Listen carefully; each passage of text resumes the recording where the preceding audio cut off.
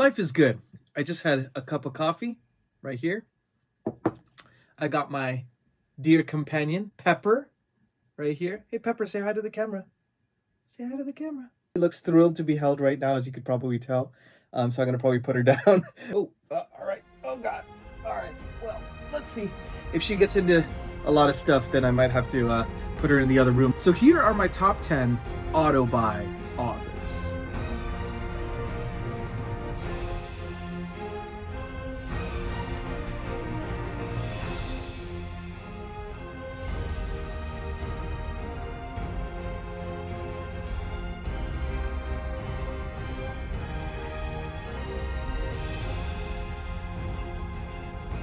Hey everyone, welcome back to the channel. I'm Nikhil with Shelf-Esteem.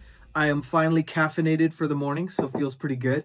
I am a film, television, and gaming composer specializing in book adaptations. You might have heard some of my music in The Wheel of Time Season 2, His Dark Materials Season 3, and the official Brent Weeks companion album for his series Lightbringer. Now, I've been thinking a lot about the authors I've had the pleasure of reading, especially these last few weeks starting this BookTube channel. It kind of puts more attention and focus on the stuff you're reading, naturally, as you discuss it with people.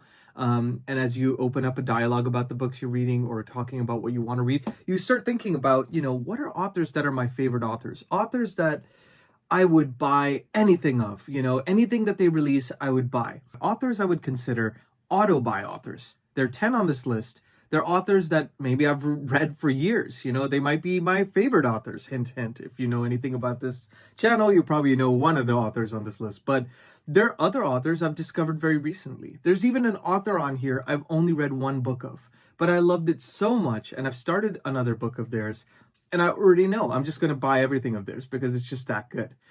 So I just wanted to let you know a little bit about that before I proceed, but here are my 10. So the first author is none other than Tad Williams. So I'd heard about Tad Williams for a while on BookTube. I remember when Mike's Book Reviews, I'm linking his channel as well down here, was doing a read-along of The Dragonbone Chair, which was the fantasy trilogy that Tad Williams released.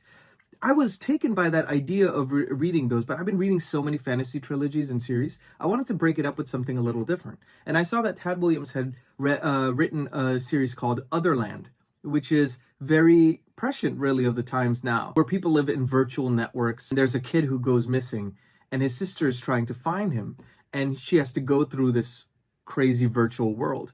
So it was written in 1996 or something, 1990. I think that's the correct year. Let me know if I'm wrong in the comments. But, I read the first book of it. It's called The City of Golden Shadow. And I absolutely loved it. I think fans of The Dark Tower would really like it. It's interesting because it's very trippy.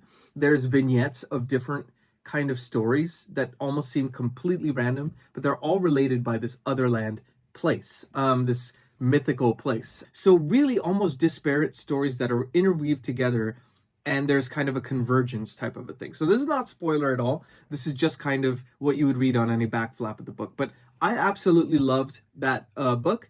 And it has gotten to a point where I got all the other Otherland books, and I am planning on reading those one after another. And then I will be reading the Memory, Sorrow, and Thorn trilogy. I figured I'd remember it sooner or later. But that is the first one on my list. I mean, I just loved Otherland, and I'm excited to see kind of more of the books in that series and more of his other books as well. So the second author I want to mention is none other than what many people consider the heir to Michael Crichton, the father of the techno thriller. I've only read one Michael Crichton book when I was younger, Jurassic Park, and I absolutely loved it. And so, I've been wanting to read more of that kind of a genre, and Blake Crouch's books are just fantastic. I have read now, I read Dark Matter, Recursion, Upgrade, which was his newest novel, and then I went backwards and I read the Wayward Pines trilogy. And I have loved every single thing he's put out. I mean, that's 6. He's 6 for 6 right now.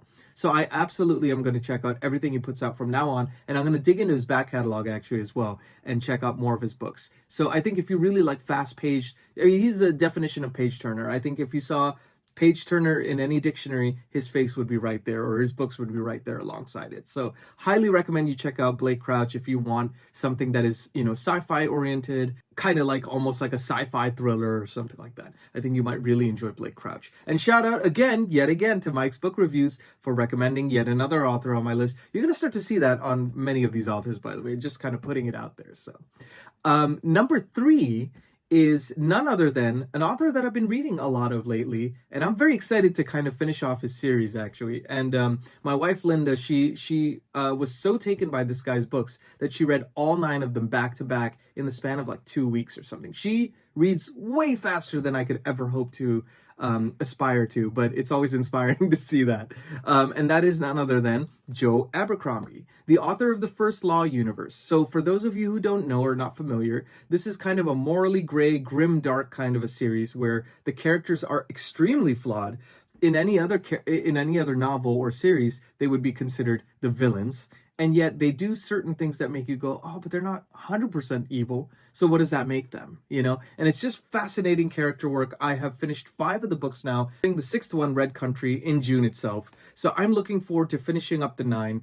And, I've just loved his writing. It's very different to the other fantasy series, so it's a nice kind of change of pace, because they're much slower books. It's less plot driven, I will say that. It's less magic system driven, so if that's your thing, this might be something worth thinking about before checking it out. But I think he has one of the best character, arcs and narratives in the business. So if you want really deep characters and flawed characters, Joe Abercrombie's the one for you as well. So that's the 3rd author. The 4th author is kind of a cheat because we've been waiting for this author to release stuff for quite some time. I haven't been waiting nearly as long as you all because I was late to the game on George R.R. Martin and his Song of Ice and Fire series, and I actually read each book last year, and so I finished Dance of Dragons in December. I haven't had to wait very long, but that series just captured my heart. And I'm definitely going to go into his back catalog and read like Fever Dream. There's a couple of other novels that were like horror-based, I think. There's one about maybe vampires. I think that might be the Fever Dream one. And I want to read everything he's written, and then I also want to hopefully wait and hopefully he'll get to release Winds of Winter someday. One can only hope, right? So George R.R. Martin is the 4th author on my list, and an absolute automatic buy author. Game of Thrones is now a pop culture phenomenon, right? It is legendary. I don't know if we'll see a TV show like that, a fantasy adaptation quite like that. It was, it's part of the popular zeitgeist, and the character work is just phenomenal. The writing just oozes off the page, like you just want to. You're just reading some of these passages in awe. And his description of food, by the way, I can't read it on an empty stomach. That's the problem, because everything sounds so freaking good, even the stuff I would never eat. So I don't know. Anyways, he has a talent for the pen, and I can't wait to see what he comes up with next, if he comes up with something next. Hopefully, fingers crossed. So that's the 4th author. The 5th author, one of the newer authors on this list, by which I mean someone who started a little bit later. I think his first book came out in 2018, if I remember correctly. But he's fast become one of my favorite authors, period, of all time. And he is none other than Christopher Rocchio, linking his channel below. He is the author of the Sun Eater series, a sci fantasy series that's set 20,000 years in mankind's future, and it posits the question of what if an Anakin Skywalker type character becoming a Darth Vader was the right decision for the good of the universe. It is one of the most complex, trippy, beautiful prose, characters that just make you ache. Like when you see certain characters enter and exit the page, you feel it. And you feel it for the minor characters, the ones that you would never normally think about. He balances dimension of character with high concept in a way I've never seen in sci-fi, period. He's making this entire space opera for the ages, and the 7th book comes out next year. And I'm going to be reading that and the short story collections and the novellas that I've been missing. I think this Queen Amid Ashes, I think, is the one I'm missing right now. And Lesser Devil. I'm going to go back in time and read some of his earlier stuff. So I'm really excited to read anything this guy puts out. And I am so glad that he is as young as he is. He's like 30 years old. So we can all expect even more great things from him in the future. So Christopher Rocchio, if you haven't checked it out, also linking him in the description. So that was number 5. Number 6 is one of the newest ones for me, but definitely not a new author. A legend in his own right, Ken Follett. So you might know him better from the guy who wrote Pillars of the Earth, known as one of the greatest novels of the 20th century. His ability to write characters is some of my favorite in the world. I mean, I have not been very well versed in historical fiction. I read Shogun in March. That was my first foray into historical fiction. It's one of those go big or go home situations, 1,300-page hardcover, right? But I quickly fell in love with the genre, and I was like, oh man, James Clavell is so good. Like, oh, I wish we could get more stuff from him. And so I was looking for other historical fiction authors, and I found Ken Follett. And he's done a lot of thrillers as well. And he kind of, his bread and butter has been thrillers. So he knows how to pace a novel. And I've been reading the Century trilogy, and I just read the first book, Fall of Giants, leaving the review up here. And I fell in love with that book like no other. I mean, very few authors, like Stephen King is one of the only authors that makes me feel for the characters the way that guy does, in a realistic setting, like not in a necessarily like a sci fantasy setting or something like that. I think they're sometimes kind of apples to oranges, if that makes sense. So I have absolutely loved that first book, and it's to the point where I'm going to read the Century trilogy this year, and I'm going to try to pick up Pillars of the Earth and anything else he puts out from here on out, because I can already tell. I've started the second book in the Century trilogy, and I'm loving it. So I just know. This is, sometimes you just know when an author is going to fit your kind of like, book aesthetic. So I'm really excited to continue on the Ken Follett journey. That is number 6. Number 7 is none other than another Mike's book review recommendation, of course, and that is John Gwynne. So John Gwynne wrote one of my favorite fantasy series of all time, The Faithful and the Fallen, a 4-book series, a quadrilogy. And the character work, I feel like I'm saying this, I'm starting to become a cliche about character work, but characters are really important to me. And sometimes it is hard to find really dimensional characters with strong arcs in a fantasy series, honestly. Like, there's a few that are really good at that, and John Gwynne is no exception. And I remember reading those books, and I would finish the first one, and I was like, oh, that's pretty good. Finish the second one, blown away. And I remember I would keep the third one by my bedside. So I would finish the last page of the second one and immediately pick up the third one and start reading. So it was like, I was obsessed, And I want to read his next series, which is called Bloodsworn Saga. The next book comes out later this year. So I'm looking forward to checking out that trilogy as well. And he's definitely an auto-buy author, so I've already pre-ordered that one. I'm really looking forward to checking it out. Anything he puts out, I know I'm gonna like. So John Gwynne is number 7 on my list. Number 8 should come as no surprise to most fantasy fans these days, because so many people love this guy. And I, kind of fell in love with his writing when I first read Mistborn in 2020, early 2020. At the recommendation of my then girlfriend, now wife, and I loved it. I've been working my way through the Cosmere, and of course that's Brandon Sanderson. I've got his 4 secret novels. I went and got the swag boxes. I'm a super fan. And, reading his works and reading The Wheel of Time, which he ended up finishing, ended up being one of the reasons why I got my job working in film and TV, specializing in book adaptations, because I had done a pitch for the Wheel of Time series, and Lorne Balfe saw it and hired me to help out on the series as a composer. So it was just a phenomenal author. Him and Robert Jordan both really stoked my fire for and passion for fantasy in a way that few authors have been able to match. And he's just so good with magic systems. Like, if you like hard magic systems, this is the guy, right? So there's not much more I can say that hasn't probably been discussed like ad nauseum on everybody else's channels. But Brandon Sanderson is an auto-buy author for me.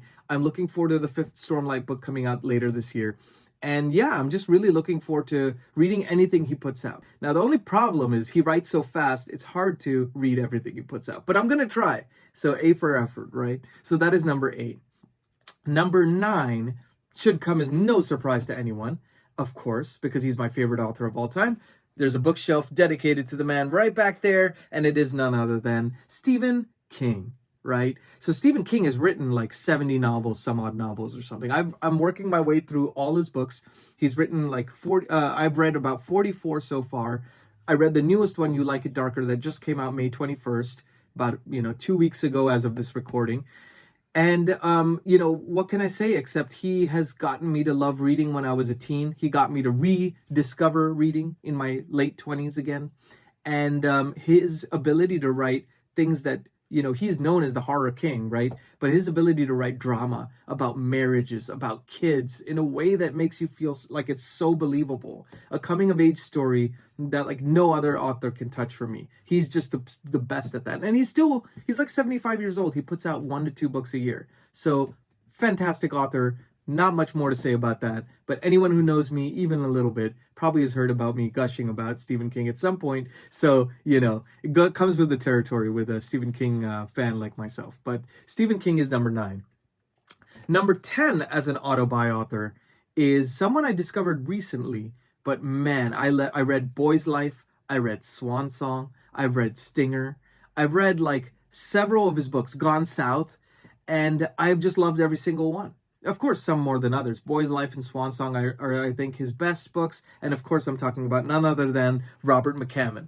Now, I feel very fortunate, and I think we all are very fortunate that the man is still writing, because I think he took a break from writing in the 90s. I think he had a falling out with his publisher during the publishing of Boy's Life. And so he took a break from writing. He came back. He started writing the Matthew Corbett series, which I haven't read yet. I'm looking forward to checking out. It's like a historical fiction series. And I believe he's releasing the next and last book in that series, like, I forget if it was this year, or I think it was December of this year. So I'm definitely not going to be able to catch up on that in time, but I'm definitely going to auto-buy that. And I'll be buying anything he comes out with, because Robert McCammon's character work rivals Stephen King. You know, if you want a coming-of-age story, Boy's Life. If you want a post-apocalyptic, almost fantastical horror, Swan Song.